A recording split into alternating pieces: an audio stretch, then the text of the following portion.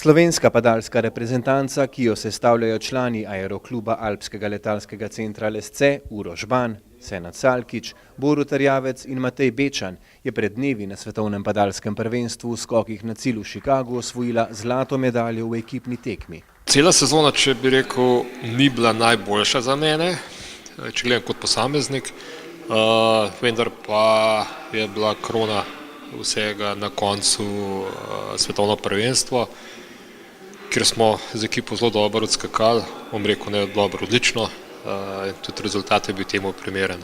Padalec Uroš Ban je v skokih na cilj osvojil tudi posamično zlato medaljo. Sezona je bila zelo uspešna, pa še konca ni, mi imamo še finale svetovnega pokala v skokih na cilj. Rezultati so se začeli že pozimi v disciplini paraski, kjer smo bili zelo uspešni ekipno kot posamezno.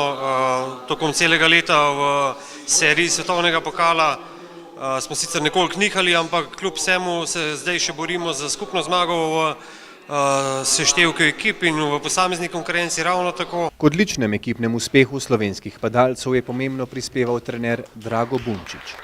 Nekak cilj nam je bil ostati v svetovnem pokalu med vodilnimi reprezentancami, v svetovnem prvenstvu pa med prvih 5 reprezentanc.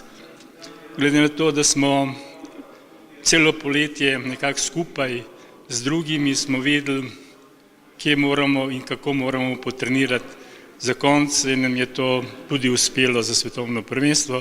V svetovnem pokalu je pa drugo mesto zagotovljeno. Naslednji teden imamo še finale v švicarskem Locarnu. Maja Sajovic je prva med dekleti. Še nekaj fantov se bo borilo za medalje, tako da smo izredno zadovoljni s to sezono.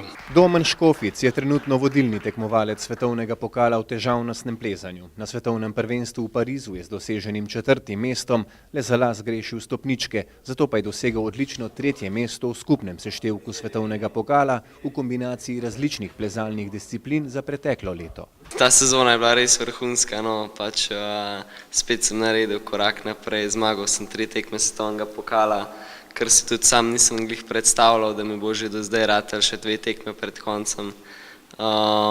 Tako da, ja, konstantno napredek naprej in novi uspehi. Plavalec Darko Đurić je pod vodstvom trenerja Alena Kramarja na paraolimpijskih igrah v Rio de Janeiru v disciplinah 50 in 200 metrov prosto osvojil 4. mesto. Na 100 metrov prosto je bil 5., na 50 metrov delfin pa se je uvrstil na 8. mesto. Je bil razočaran v tistem trenutku, samo za nekaj sekund vam je ušla medalja? Sigurno razočaranje po tekmi vedno veliko. Glava je vroča, trudiš se nekaj let, da prideš do določenega rezultata in se v tistem trenutku ne izide, kot si želiš, ampak ko na koncu se malo pomiri človek in se naredijo analize, je vse skupaj lažje sprejeti. Vsakoletni sprejem vrhunskih radovljiških športnikov je za župana Globočnika ena najprijetnejših delovnih obveznosti.